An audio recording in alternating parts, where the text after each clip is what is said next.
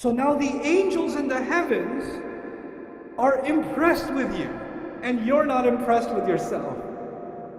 You think you're worthless.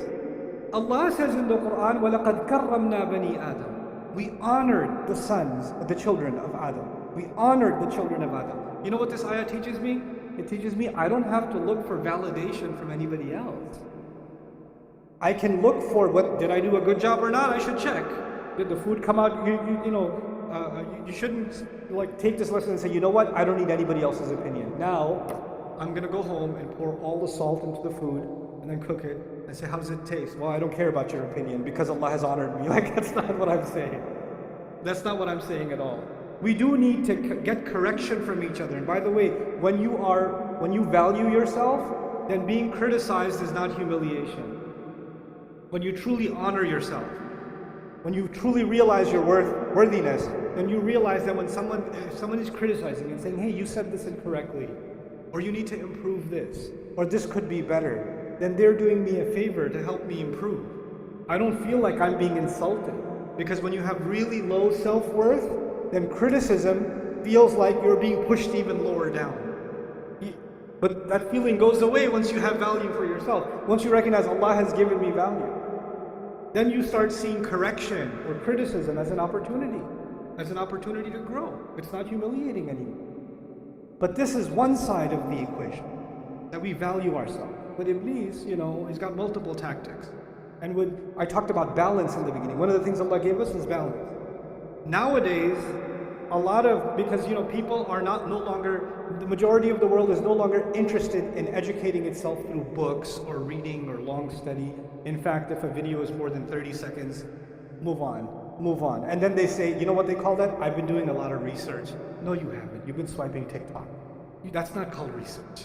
But I've been doing a lot of research into psychology. No, you haven't. A 3-minute YouTube video was not research into psychology. You haven't studied anything. Right? But we've become accustomed to quick sound bites. Quick kinds of education. And as a result of that, we want quick validation. And one of the things that's happened in a lot of this social media environment is one subject that keeps coming up is self-love, self-worth, self-esteem, which is what I'm talking about too. But you can take that too far. You're amazing. You're the best. Believe in yourself. You. Nafsuk. And you're like, yes, nafsi. And you become obsessed with, I'm awesome. I'm amazing. And then some parents do this to their kids. You're the best. You're the best ever. You're the princess. Little 4-year-old girl. You're my princess. Everybody else is ugly. You're the prettiest. You're the best. And this little girl turns into a monster.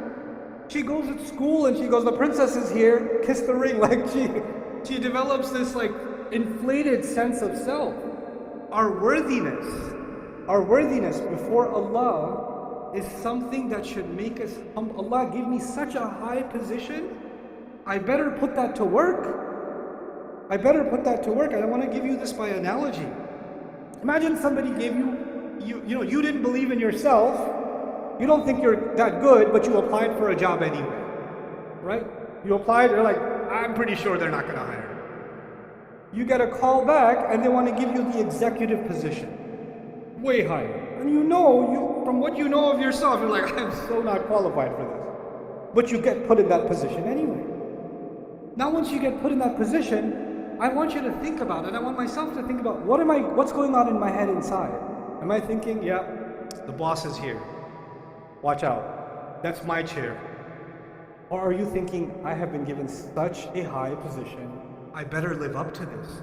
I better up my game. I better learn more.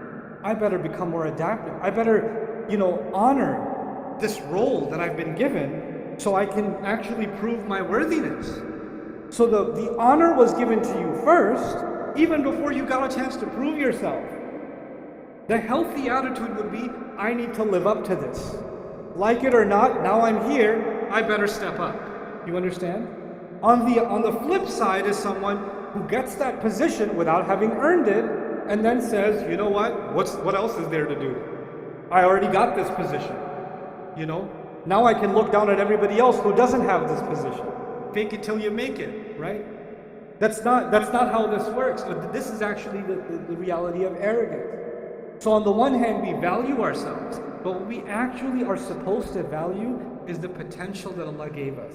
We're supposed to value the ability to make the effort that Allah gave us, not the things that Allah gave us. The things that Allah gave us, He can give to anybody else. And these things will come and they will go. But the only thing of value before Allah is, and before ourselves, should actually be just our efforts. وَأَن لَيْسَ لِلْإِنسَانِ إِلَّا مَا سَعَى. Human beings will have nothing of worth on Judgment Day except the efforts that they made. That's it. That's all that's going to matter. So what's this balance between confidence and humility that has to be struck? Because too much self-worth will turn into arrogance. And too much humility, then you start thinking, I'm nothing, I'm nobody.